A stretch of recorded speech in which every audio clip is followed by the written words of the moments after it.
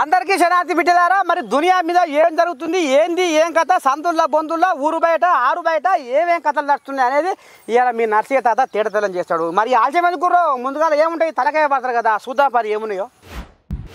అమ్మో కాంగ్రెస్ వాళ్ళ ముచ్చట ఏమో అనుకున్నాం, బారు బూరు బచ్చనపేట మా ధైర్యవంతులు, అమ్మో ఇలా కథ అలా ఉంటుందని అనుకున్నారు జనాలు. కానీ ఆఖరికి వస్తారు కల్లా కాంగ్రెస్ వాళ్ళు భయపడ్డట్టు రేషా. ఎందుకంటే మరి కేటీ రావయ్య ఆయన కేసీరాములు ఏమన్నాడు, ఎన్నడికైనా కాంగ్రెస్ ప్రభుత్వాన్ని కూలగొడతాం పడగొడతాం అంటారు కదా, గా భయం పట్టుకొని గీ పని చేస్తున్నారంట షా.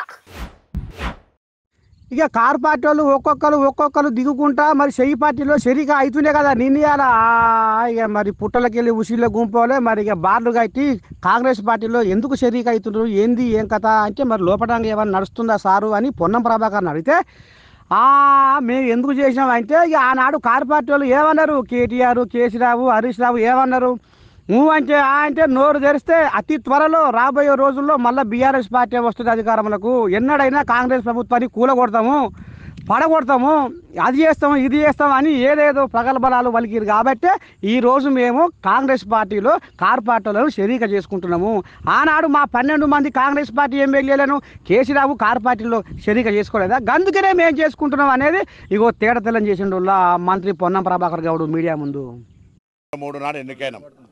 ఒకవేళ డిసెంబర్ 3 నుంచే మెంగిన కౌంట్ డౌన్ స్టార్ట్ చేస్తే ఇప్పటి వరకు కుటుంబ సభ్యులు తప్ప ఇంకొకరు మిగిలేదు కాదు. కానీ మాకు అటువంటి ఆలోచన లేకుండే, పార్టీ ఫిరాయింపులను ప్రోత్సహించాలనే ఆలోచన మాకు వ్యతిరేకం.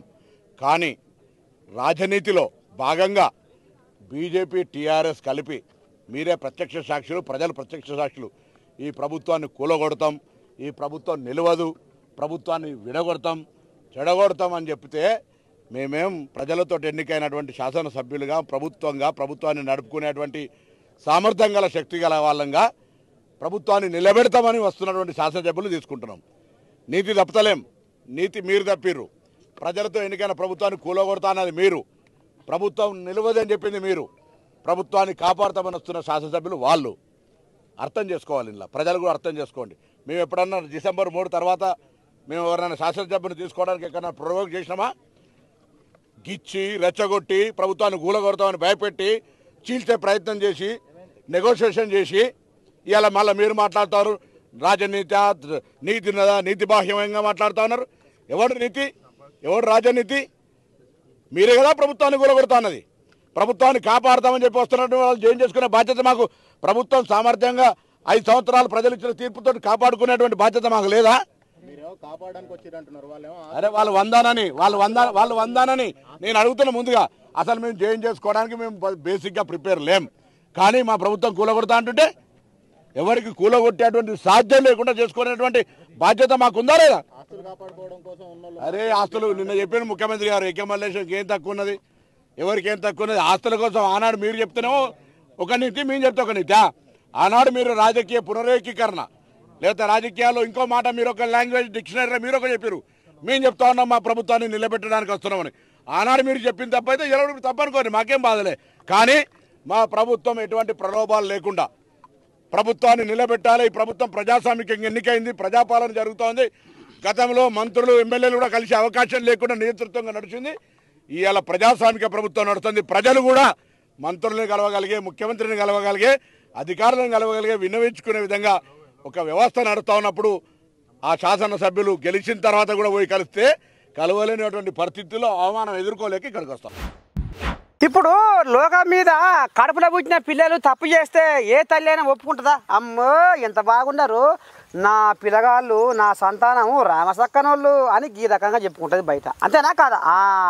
అదే తరీకనా నీ దండం పెడితే పవన్ కళ్యాణం అయ్యా వామ్మ ఏం చెప్పుకొస్తుండంటే, ఎంతసేపు చెప్పు ఎవరు తప్పు చేసినా నా పార్టీ వాళ్ళైనా నా సొంత మనుషులైనా తప్పు చేసిరంటే నేను క్షమించను అమ్మని దండం పెడితే సొంత పార్టీ వాళ్ళకే వార్నింగ్ ఇస్తున్నట్టు పెద్ద మనిషి. ఇక చూడు రాజన్న కొడుకు జగను మరి ఆనాడు ఆయన రాజ్యం వెళ్తున్నప్పుడు రాజపుండు లాంటి రాక్షసి పాలనను తరిమి కొట్టాలని జనాలు మనకు కంకణం కట్టిర్రు, మనల్ని గద్దెనెక్కిచ్చారు. కాబట్టి ఇవాళ మనం రాజ్యం వెళ్తున్నాము. ముందుగాల మార్పు ఎక్కడ మొదలు కావాలి? మన నుంచి మొదలు కావాలి. మరి ఆనాడు జగన్ హయాంలో ఆడపిల్లలకు రక్షణ లేకుండా పోయింది ఆంధ్రప్రదేశ్లో. మరి ఇప్పుడు మళ్ళా అదే తారీఖు రాబోతుంది. అగో గందుకే నా మనసులో పడ్డది. ముందుగారా నేను నా పార్టీ నేతలకే, నా పార్టీ లీడర్లకే, నా పార్టీ జనసేన నాయకులకే నేను వార్నింగ్ ఇస్తున్నా. ఏమని? మన పక్షాన ఏమాత్రం తప్పు ఉన్నా నేను సహించను.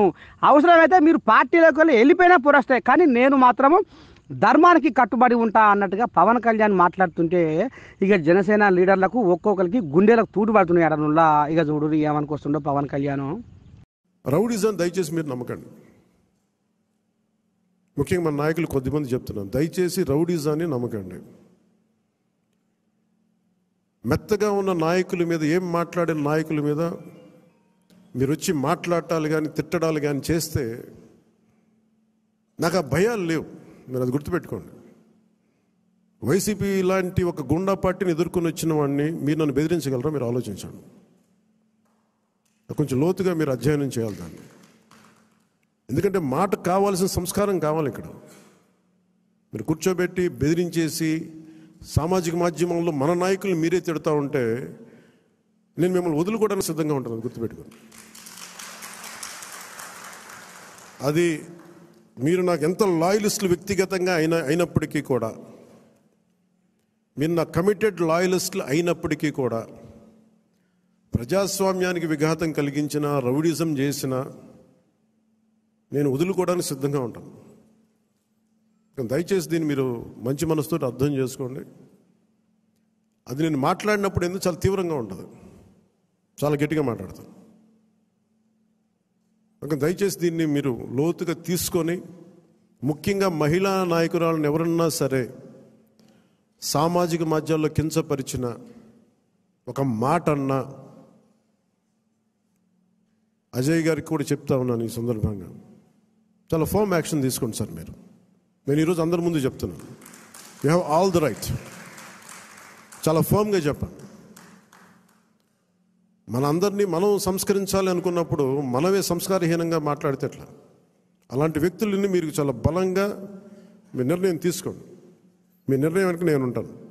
అవకాశం ఇవ్వండి మారటానికి.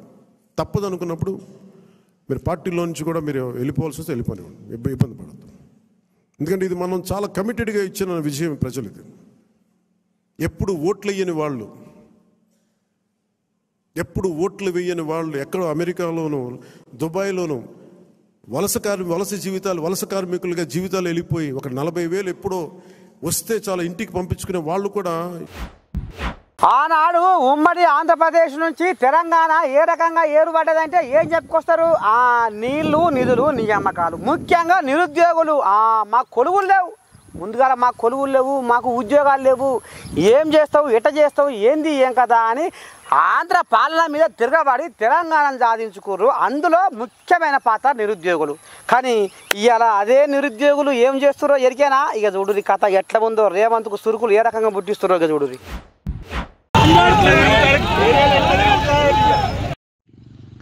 ఓ రేవంతమయ్య, నేను గద్దెనెక్కించింది నిరుద్యోగుల పట్టుదల, నిరుద్యోగుల కృషి. నిరుద్యోగులు తలుచుకుంటే కేసీఆర్ను బడగొట్టిరు. ఇగో నేను ఇప్పుడు గద్దెనెక్కించారు. అందుకనే డిఎస్సిని వాయిదా నెయ్యి, డిఎస్సిని వాయిదా వేయి అని బజార్ల పొంది ఉరుకులా పెడుతున్నారు నిరుద్యోగులు. మరి జాబ్ క్యాలెండర్ నియామక పత్రాన్ని ఎప్పుడు విడుదల చేస్తావు? తక్షణమే విడుదల చేయాలని ఒక డిమాండ్ చేస్తున్నారు. ఇక దీనికి సంబంధించి పోలీసు వాళ్ళని కావలి పెట్టి పొరక అరుచుకుంటున్నారు అట. మరి ఏడంగా పోతున్నారు, ఏడంగా వస్తున్నారు, ఏంది ఏం కథ అని మొత్తం పోలీసు వాళ్ళని కావలి పెట్టించిందట రేవంతమయ్య. మరి ఎన్నాళ్ళు ఆపుతాడు ఇట్లా, ఎన్నాళ్ళు చేస్తాడు ఇట్లా? నిరుద్యోగులు దలుచుకుంటేనే కదా తెలంగాణ వచ్చింది, నిరుద్యోగులు దలుచుకుంటేనే కదా కేసీఆర్ పాతాళలోకం పడిపోయింది. మరి ఇప్పుడు రాబోయే రోజుల్లో కూడా నిరుద్యోగులు దలుచుకుంటే రేవంత్ను ఎక్కడ ఏం చేస్తారు, రేవంత్ పని ఏమవుతుంది అనేది మాత్రం ఆయన మరి కసిగంతలే అంటుండు. చూడాలి మరి రాబోయే రోజుల్లో నిరుద్యోగులు దలుచుకొని ఇంకేం చేస్తారు, ఎట్లా చేస్తారు అనేది ముందు చూద్దాములా.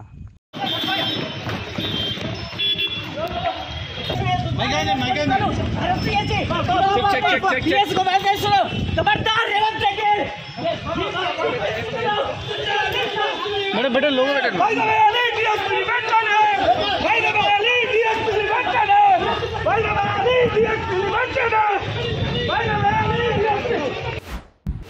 ఇప్పుడు తెలంగాణలో ఏమి నడుస్తుందంటే లోకం మీద ముచ్చట ఏం చెప్పుకొస్తారు జనాలు? బలమైన ఈదురు గాలిలో ముచ్చట నడుస్తుంది, వాన ముసురుల గాలి నడుస్తుంది అని అనుకొస్తారు కూడా. కానీ అసలైన ముచ్చట ఏంటంటే తెలంగాణలో కాంగ్రెస్ వాళ్ళ గాలి నడుస్తుంది. ఎందుకు నడుస్తుంది అంటే అధికారం ఉంది కదా, పగ్గాలు చేతిలో ఉన్నాయి కాబట్టి నడుస్తుంది. ఇక మరి ఆ కథ ఏందో జర ఇప్పి చెప్తే మేడిపాండ ఎట్లా ఉంటుంది కథ జర వినవలసిందేనులా.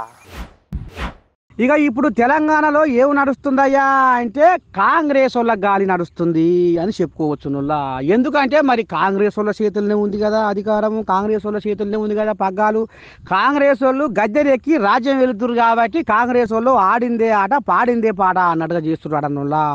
ఇక ఆమె మాజీ మంత్రి ఎమ్మెల్యే ఉండే కదా సబితా ఇందారెడ్డి, ఆమె నాట కళ్యాణ లక్ష్మి చెక్కులు పంచుదామని వస్తే ఎమ్మెల్యే అంటే వచ్చినారని పిలిచి స్టేజ్ మీదకి ఎక్కించుకుర్రాట. మరి అసలైన లబ్ధిదారులు అసలైన కళ్యాణ లక్ష్మి చెక్కులు తీసుకుంటాం పిలువనంపాలి స్టేజ్ మీదకి. కానీ ఈ ఎమ్మెల్యే ఉంటారు వచ్చే చోటామోటా నాయకులు ఏంది స్టేజ్ ఎక్కేది అన్నట్టుగా మేడం. ఇక్కడ కాంగ్రెసు అక్కడ బీఆర్ఎస్, ఇక్కడ కాంగ్రెస్ లీడర్లు అటు బీఆర్ఎస్ లీడర్లు ఇక ఈ రకంగా చోటామోటా నాయకులకు గల్ల నొల్లి అయ్యి ఈ రకంగా రచ్చ అవుతుందిలా. ఇక చూడు ఎట్లయితుందో. శాసనసభ్యులను పక్కన పెట్టి శాసనసభ్యులతో పాటు ఓడిపోయిన వాళ్ళని కూడా స్టేజ్ మీద కూర్చోబెట్టి చెక్కులు ఇస్తామంటే ఇది భావ్యం అనిపించుకోదు. ప్రభుత్వ కార్యక్రమాలు ప్రోటోకాల్ ప్రకారం జరగాలనేది మనమే ఒక చట్టం చేసుకున్నాం. లేదు అక్కర్లేదు ఓడిపోయిన వాళ్ళే మాకు ప్రధానంగా రాజకీయాలే మాకు ముఖ్యం కాబట్టి ఓడిపోయిన వాళ్ళతోనే మేము కార్యక్రమాలు చేపిస్తామని అసెంబ్లీలో చట్టాన్ని మార్చి ఓడిపోయిన వాళ్ళని స్టేజ్ మీద కూర్చోబెట్టి మీరు కార్యక్రమాలు చేసుకోండి. అప్పుడు ప్రజలు సమాధానం చెప్తారు. ప్రజలు ఇచ్చిన తీర్పును కూడా పక్కన పెట్టి ఓడిపోయిన వాళ్ళని స్టేజ్ మీద తీసుకొచ్చి కూర్చోబెట్టి వాళ్ళ ద్వారానే ప్రభుత్వ కార్యక్రమాలు చేయిస్తామంటే ఇది ఎక్కడ పోతుంది అనేది ఒకసారి గౌరవ ముఖ్యమంత్రి గారు ప్రశ్నించుకోవాల్సిన అవసరం ఉంది. ఈరోజు ఎక్కడ పోయినా రాజకీయ ప్రాధాన్యతతో పాలన చేస్తున్నారు తప్పిస్తే ప్రజల అవసరాలు, ప్రజాప్రతినిధుల గౌరవాలు, సిస్టమ్ని మెయింటైన్ చేయాలనే ఆలోచన ఈ ముఖ్యమంత్రి గారికి లేదనిపిస్తూ ఉంది. ఈరోజు రాష్ట్రంలో యువత ఒక సైడు అల్లకల్లోలం అవుతూ రోడ్డు మీదకి వచ్చి వాళ్ళ వ్యూ వాళ్ళ ఆలోచన వినండి అంటే వినే తీరికి ప్రభుత్వానికి లేదు. కానీ ఈరోజు ఇలాంటి పాలన చేయడానికి ఇలాంటి పార్టీ పరంగా అన్ని కార్యక్రమాలు చేస్తూ ఉన్నారు. ఇప్పటికైనా గౌరవ స్పీకర్ గారు దయచేసి ఆలోచించండి. ప్రతిపక్ష ఎమ్మెల్యేలు ఉన్న ప్రతి దగ్గర ప్రోటోకాల్కి విరుద్ధంగా కార్యక్రమాలు జరుగుతూ ఉన్నాయి. దయచేసి మీరైనా దీన్ని కట్టడి చేయండి. ఈరోజు ముఖ్యమంత్రి గారు కూడా మరొకసారి విజ్ఞప్తి చేస్తూ ఉన్నాం. మీరు ఎమ్మెల్యేగా ఎట్లయితే గెలిచి వచ్చినారో మేము ఎమ్మెల్యేగా గెలిచి వచ్చినాం. మీరు ఎట్లయితే ప్రజల ఓట్లతో గెలిచి వచ్చినారో మేము ప్రజల ఓట్లతోనే గెలిచి వచ్చినాం. మరి ఇక్కడ ఓడిపోయిన వాళ్ళని స్టేజ్ మీద కూర్చోబెడితే మీ నియోజకవర్గంలో మీరు కూడా ఓడిపోయినా స్టేజ్ మీద కూర్చోబెట్టుకోండి. అట్లా పాలన చేయండి అంతే. ప్రతి ఎమ్మెల్యే దగ్గర కూడా ఎమ్మెల్యేతో పాటు ఓడిపోయినోడు కూడా స్టేజ్ మీద ఉండాలంటే మీరు కొడంగల్లో కూడా మీతో పాటు ఓడిపోయినా కూడా స్టేజ్ మీద కూర్చోబెట్టి కార్యక్రమాలు చేయండి. అట్లా చట్టాన్ని తీసుకురండి. లేదంటే పర్యవేక్షించండి. భవిష్యత్తులో ఇలా జరగకుండా ప్రజలకు అందాల్సిన సామరస్యంగా అందేటట్టు. ప్రజలేమో అమాయకులు గారు. ప్రజలకు ఏం చేస్తున్నారు, ఎవరు తీసుకొచ్చారు అన్నీ తెలుసు. ఈరోజు బోనాలకి చెక్కులు ఇవ్వాలి, ప్రభుత్వం నుండి నిధులు ఇవ్వాలని శ్రీకారం చుట్టిందే కేసీఆర్ గారు. ఈరోజు వచ్చి మీరు చెప్పినంత మాత్రాన ఆ రోజు బీజం కేసీఆర్ వేశారు కాబట్టి ఈరోజు బోనాల చెక్కులు ఇస్తూ ఉన్నారు. ఆ రోజు బీజం కేసీఆర్ గారు వేశారు కాబట్టి రైతు బంధు లాంటి కార్యక్రమాలు చేస్తూ ఉన్నాం. ఆ రోజు బీజం కేసీఆర్ వేశారు కాబట్టి కళ్యాణ లక్ష్మి లాంటి కార్యక్రమాలు కంటిన్యూ చేస్తూ ఉన్నారు. కానీ అది గుర్తుపెట్టుకోండి. ఈరోజు చెప్పిన మీ పార్టీ వాళ్ళు వచ్చి కూర్చున్నంత మాత్రాన ప్రజలు వన్ సైడ్ ఆలోచిస్తారని ఆలోచించొద్దండి. ముఖ్యమంత్రి గారు మీరు కానీ నిజంగానే ఈ సిస్టమ్ కంటిన్యూ చేయాలనుకుంటే ప్రతి ఎమ్మెల్యే దగ్గర మీరే ఆదర్శంగా ముందుకు రండి. మీరు మీతో పాటు ఓడిపోయిన క్యాండిడేట్ను కూడా పక్కన కూర్చోబెట్టుకొని లోకం మీద ప్రేమ ఎటువంటిది అంటే గుడ్డిది అంటారు. ఈ పాడైపోరు మరి ఎట్లా ఇదైందో ఏం కదో కానీ ఇద్దరు మొగలు ఒకటైరు షెడ్డో పాడో పిల్లలు సంసారం వ్యవహారం పద్ధతి నడుస్తుంది. కానీ ఇంతనే ఒరేకో పిల్లగాడు నా దగ్గర ఉండాలంటే మరి ఇద్దరు రక్తం ఒకటే తినే కదా పొరగాడు పుట్టింది. మరి ఇప్పుడు పొరగాడు ఏడ ఉండాలి? నీ పాడైపోను కదా, వీళ్ళ పంచాది పాడైపోను, బజార్కి ఎక్కి రచ్చ అవుతుంది. మరి ఈ చెల్లి ఏమంటుందో ఒకసారి ఇందాం పని పాడైపోను గారా. ఆలుమొగల పంచాయతీకి బుడ్డ పొరగాళ్ళు బలైపోతురుగా లోకం మీద. శ్రీకాకుళం జిల్లా పలాసల ఏం ఉద్దారకం జరిగిందంటే ఇక పెళ్ళ మొగలికి మరి ఏడ పెరిచిందో ఏం కథో కానీ మొత్తానికైతే బుడ్డ పొరగాడు నా దగ్గరనే ఉండాలని పంచాయతీ అట. ఒరి పాడైపోను గారు. నా రక్తం అంటే నా రక్తం. మరి ఇద్దరికి పుట్టిన పొలగాడ ఇద్దరికి సమాన హక్కే ఉంటుంది కదా, అట్టట ఉంటుంది. నా పిల్లగాడు నాకు కావాలని ఇగో తల్లి ఈ రకంగా న్యాయ పోరాటం చేస్తుందిలా రోడ్ ఎక్కి. ఇక మరి భర్తనాట పిల్లగాడిని తీసుకొని పోయిండట. ఈ రకంగా తల్లి వచ్చి మరి ఏం తీపి లోకం మీద అంటే కడుపు తీపి అంటారు కదా, కడుపు తీపి కోసం కన్న తల్లి ఈ రకంగా రోడ్ ఎక్కి న్యాయ పోరాటం చేస్తుందిలా. ఇక చూడు ఈ శైలి ఏమనుకొస్తుందో. నా భర్త నేలు లోకేష్, మాది సంకట్టగా నడుపురు. అమ్మ వాళ్ళు బ్రతుకు తెరువు కోసం ఇక్కడ ఉంటున్నారు. గొడవల కారణం వల్ల కొన్ని పర్సనల్ గొడవల వల్ల నేను అమ్మగారి దగ్గరికి వచ్చేసాను. నేను పాయిజన్ కూడా తాగేశాను. పాయిజన్ తాగేసేటప్పుడు నా దగ్గర బాబుని వాళ్ళు తీసేసుకున్నారు. నేను ఎస్పీ ఆఫీస్కి పోలీస్ స్టేషన్కి తిరిగి నా బాబుని మళ్ళీ నేను తెచ్చేసుకున్నాను. నా బాబుని తెచ్చేసుకున్నా నా దగ్గరికి వచ్చి 4 నెలలు అయ్యింది. మళ్ళీ బాబుని చూడాలని, బాబుని తీసుకెళ్లాలని ఎక్కువ ప్రెజర్ పెట్టి చేస్తున్నారు సార్. అలా అని మా బాబు నా దగ్గర నుంచి ఎక్కడ మా ఆయన దూరం చేస్తారు అని బాబు నేను మా పిన్ని వాళ్ళ ఇంటికి వెళ్తే ఎన్నెన్నో రూమర్స్ చేసి ఫోన్లు చేసి అందరు బంధువులు అందరు ముందు పరువు తీశారు సార్. వాళ్ళతో వెళ్ళిపోయింది, వీళ్ళతో వెళ్ళిపోయింది, లెగిసిపోయింది అని. దానివల్ల నేను ముఖం ఎత్తుకోలేక నేను మా పిన్ని వైజాగ్ మా పిన్ని వాళ్ళ ఇంటి దగ్గర ఉన్నాను సార్. కోర్టులో మెయింటెనెన్స్ వేసాను సార్. నాకు నా బాబుకి నాకు ఆ ఇంటి రెంట్ కోసం అనేసి ఖర్చులు కావాలని. నేను నిరుపేదను సార్. అమ్మగారి దగ్గర కూడా ఏమీ లేదు. కొన్ని అమ్మగారి సహకారంతో బతుకుతానన్నా కూడాను. అలాగని కోర్టులో మెయింటెనెన్స్ వేసినా రెస్పాండ్ అవ్వలేదు సార్. పోలీస్ స్టేషన్ ద్వారా వచ్చి మా బాబుని తీసుకుని వెళ్ళిపోయేసారు. నన్ను కొట్టి పాదయాత్ర ఎవరు చేస్తారు ఏం కదా అంటే రాజకీయ నాయకులు పాదయాత్ర చేస్తారు. ఊరూరు తిరుక్కుంటా జనాల సమస్యలు ఏమున్నాయి, ఏంది, ఏం కదా, ఎవరి కష్టం ఎట్లా ఉంది, ఎవరి సుఖం ఎట్లా ఉంది, ఆ జనాలకు మరి ఎట్లా మెప్పియాలి, ఎట్లా ఒప్పియాలి, ఈ రకంగా రాజకీయ నాయకులు ప్రచారం చేసుకుంటా పాదయాత్ర చేసుకుంటా జనాల మెప్పు పొందుతారు. అంతే నానులా పాదయాత్ర అనేది రాజకీయ నాయకులకు అంకితం. కానీ ఇక్కడ చిత్రం ఏంటంటే పాదయాత్ర మూగజీవులు చేస్తున్నాయడనులా, నోరు లేని మూగజీవులు చేస్తున్నాయట. ఇక చూడు మరి మనం ఇప్పటిదాకా రాజకీయ నాయకులు పాదయాత్ర చేయంగా చూసినాం. కానీ ఓ అమ్మ చేప పిల్లలు కూడా పాదయాత్ర చేస్తున్నాయి. వీళ్ళు ఈ గమ్మతి చల్లకుండా ఇదెక్కడి గమ్మతిలో నాయన అనుకుంటురా. ఇక చూడు కొల్లాపూర్లో అబ్బా నాగర్ కర్నూలు జిల్లాలో నీ దండం పెడితే ఇక ఎడతెరిపి లేని వాన ముసూర్లకు తెంపు లేకుండా వరదలు వాడుతుంటే రోడ్ల మీద చూసుకో చేప పిల్లలు ఎట్లా ఎగవాకుతున్నాయో అబ్బరకొండ. ఇక ఈ చేప పిల్లల చూసి పోటువలు ఈడియాల గురించి సోషల్ మీడియాలో రచ్చ చేస్తుర్రులా పోరగాళ్ళు. చేప పిల్లలు మాత్రం ఎంత ముద్దుగా ఎగవాకుతున్నాయో చూడురి మీది మొకాన. కానీ చేపలు ఇయో రకంగా ఉన్నాయి వీళ్ళ చేపలు. ఇక చూడాలి మరి రేపు మరి ఇంకా ఎన్ని ఇచ్చంద్రాలు జరుగుతాయో ఏం కథో. కానీ మొత్తానికైతే చేప పిల్లలు పాదయాత్ర చేసుకుంటా బ్రహ్మాండంగా ముంగడి సాగిపోతున్నాయి వీళ్ళ.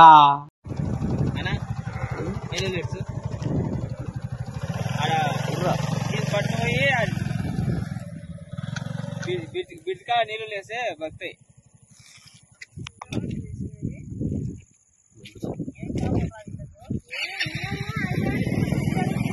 ఏం పిట్టలు ఇవి అని రెండు ఒకటే విధంగా వస్తా పోతున్నాయి. కవర్ ఏది? ఓ నా కొడుకు బయట దేశం పోయి బగ్గ సంపాదించుకొస్తుండు నిజమురా అని అమ్మ చెప్పుకుంటుంటారు. కానీ అబ్బా వాళ్ళ కడుపులో పుట్టిన పిల్లలు మరి ఏ బాధో ఏ కష్టమో పెళ్ళం వచ్చినాక పిల్లలు అయినాక సంసారం వెళ్ళక బయట దేశం పోతే వాళ్ళ కష్టం అబ్బాని దండం పెట్టి చెప్పతరం కాదుల్లా. ఇక చూడుకి అన్న ఏమంటుండో చూడండి. ఈ ఎడారిలో ఈ మేకల కాడ, ఈ గొర్రెల కాడ, వీటి కాడ ఈ కుక్కలకి మేత అన్నీ నేనే వేసుకుంటాను సార్. ఒకడు నా భార్య చెప్పిన ఎడారిలో వేసేసినారు. చూడండి చుట్టూ ఒక చెట్టు లేదు, చేమ లేదు, ఏమీ లేదు. రెక్కలాడినా డొక్క నిండదు, ఊరు నిడవంది ఊపిరాడదు, మేఘాల వలసలాగా దేవుడో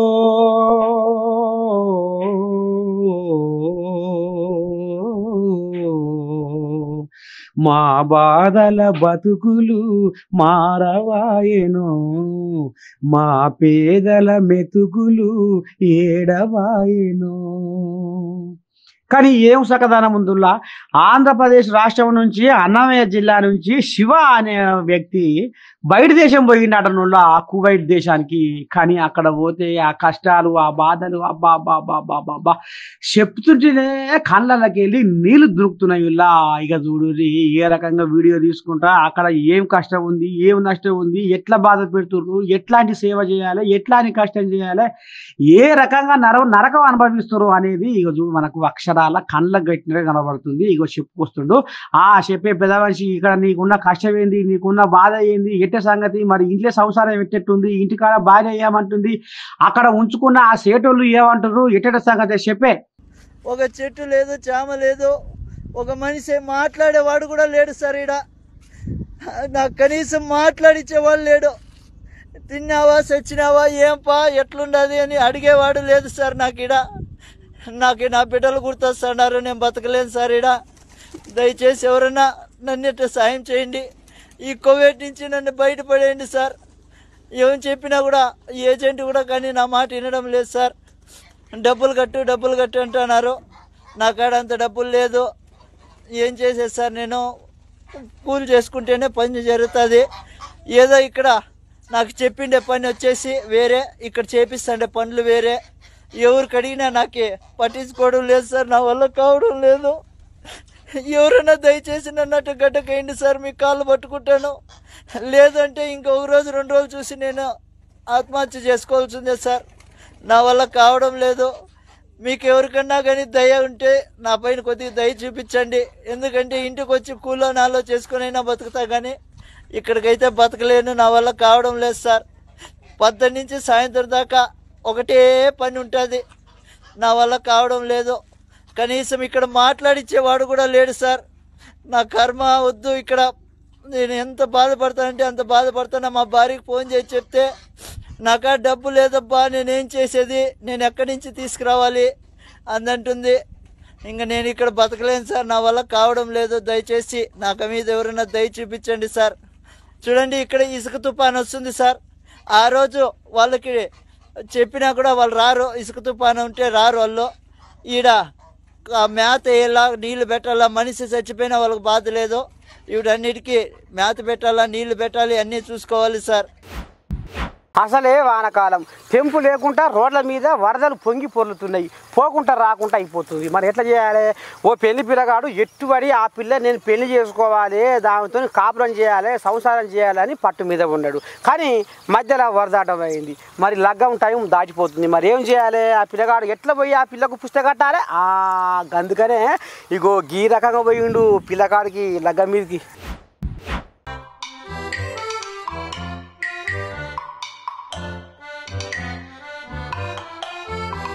గాలి వానలో, వాన నీటిలో పడవ ప్రయాణం, మా పెళ్ళి ఎలా జరుగునో ఏమి చెప్పం. అదేంది వీరకో గమ్మది బాగానే ఉందిగా. గా పాటకు గీ పెళ్లికి ఏదో లింకు పెట్టిరు. ఎట్ట సంగతి ఏంది, ఏం కథ అనుకుంటుర్రా ఓ పబ్లిక్? మరి ఏం చేయమంటుంటురా? ఉత్తరప్రదేశ్ రాష్ట్రంలో నీ దండం పెడితే ఈడిసి వానలు దంచి కొడుతుంటే ఇక పెళ్లి కొడుకు మరి ఎట్లా పోవాలి? కొండ విధంగా పోవాలా, ఇక మరి భూమి గుచ్చుకొని పోవాలా? అందుకనే ఇగో ఈ రకంగా పోకుండా రాకుండా వరద అడ్డమైనందుకు చిన్నగా మెల్లగా జాలర్లను పట్టుకొని పడవ ప్రయాణం చేసిండు పెళ్లి కొడుకు. ఎటుబడి ఆ పిల్లని నేను పెళ్ళాడాలి. మరి ఎట్లా లగ్గం ఎద్దప్తట్టుంది. ఖచ్చితంగా నేను ఆ పిల్లని పెళ్లి చేసుకోవాలి కాబట్టి అన్న టైంకు, ముహూర్తం టైంకే నేను పుస్తకం కట్టాలి కాబట్టి ఇగో ఈ రకంగా పడవ ప్రయాణం చేసిండు ఆ పెళ్లి కొడుకు. భలే గమ్మతుంది పోరిని దండం పెడితే. ఇక అక్కడనేమో ఈ కారం తప్పిన వానలు పడుతుంటే ఈ తెలంగాణలోనేమో ఈ పాడుపడ నిన్నయాలనే ఏదో జర్ర అట్ట కొడుతున్నాయి. కానీ మరి ఏం చేస్తే కోసం ఇట్లా చేస్తున్నాయి. కానీ మొత్తానికైతే వాన ముసుళ్ళ కోసము తెలంగాణ జనాలు ఎదురు చూస్తుంటే ఉత్తరప్రదేశ్లో ఈ కథ నడుస్తుందిలా.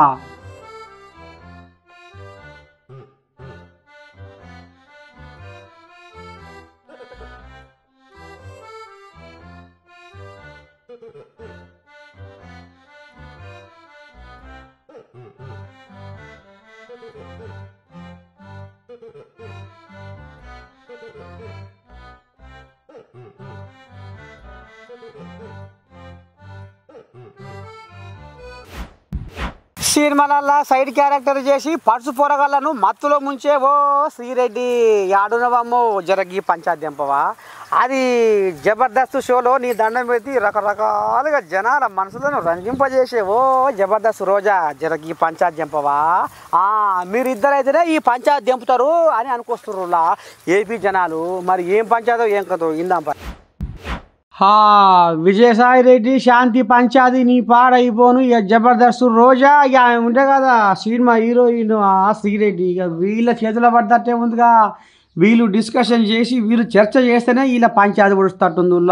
మరి ఏం సకదానం ఉంది ఆ పెద్ద మనిషికి 68 నాకు 38 ఏందో లేనిపోంది అంటగట్టి నన్ను బదనాం చేస్తున్నారు, నా మీద నింద చేస్తున్నారు, నేను ఒక ఆడపిల్లని కూడా మీరు చూస్తలేరు అని రచ్చ రచ్చ చేసి పాడు చేస్తున్నారు. ఏం చేయాలనో ఏమో ఈ సోషల్ మీడియా సంగపోలు ఒకటి ఎత్తుకోలు వీళ్ళు దంచి కామెంట్లు పెడుతుంటే నాకు ఏ పాపం పెరగదని పాపం ఆ బిడ్డ చెప్పుకొస్తుంది. మరి రాగా ఇది అంటారు చూడు, పాపం పంట పడితే మరి షెడో పడో ఎవరం కింద అవుతుందా మీద అవుతుందా తారుమారు ఎవరం అవుతుందా లేకపోతే చక్కగా పోతుందా అనేది రేపు చూడవలసి వచ్చిందిలా. ఎందుకంటే విజయసాయి రెడ్డి కూడా మరి పెద్ద మనిషి ఒకటి ఆంబాయం వెళ్ళబోసుకుంటుండు మైకుల ముందర. అరే నాకు ఏ పాపం తెలియదు మా వైసీపీ వాళ్ళే కొంతమంది టీడీపీ వాళ్ళతో ఈ రకంగా లోపటంగా రాసుకొని పూసుకొని తిరుగుకుంటా వాళ్ళతోని అంటగాగి నా మీద లేనిపోని బదనాం చేస్తుర్రు. చెప్తా ముందర పోయి ఏం చేయాలనో ఎప్పుడు చెప్పాలనో ఏ టైంలో చెప్పాలనో నాకు తెలుసు, అది ఎప్పుడు కత్తిరియాలనో వాళ్ళే అని నాకు అన్నీ కడుపులో పేరుకొని ఉంటున్నా. రాబోయే రోజుల్లో చూస్తారు నా కథ ఏందో, నా దమ్మేందో, నా ధైర్యం ఏందో అని. విజయసాయి రెడ్డి పాపం అక్కడ శాంతి ఏమో ఒకటి దండం పెడితే తిన్న కూడి పెయ్యి పట్టకుండా వల అని వలపోస్తుంది. మరి కొసకు ఈ పంచాయతీ ఎట్లయితుందో ఏం పొద్దో కానీ మొత్తానికైతే సోషల్ మీడియా సంగపోళ్ళు రచ్చ చేస్తున్నారు ఈ పంచాయతీని. ఇద్దరు మోటార్ సైకిల్ మీద నిన్న విజయవాడకి మా ఇంటికి వచ్చారట. ఆ ఫోటో కూడా వీడియోలో రికార్డ్ అయింది. వీడెవరో తెలుగుదేశం పార్టీకి చెందినటువంటి ఒక లేడీ, ఒక పురుషుడు.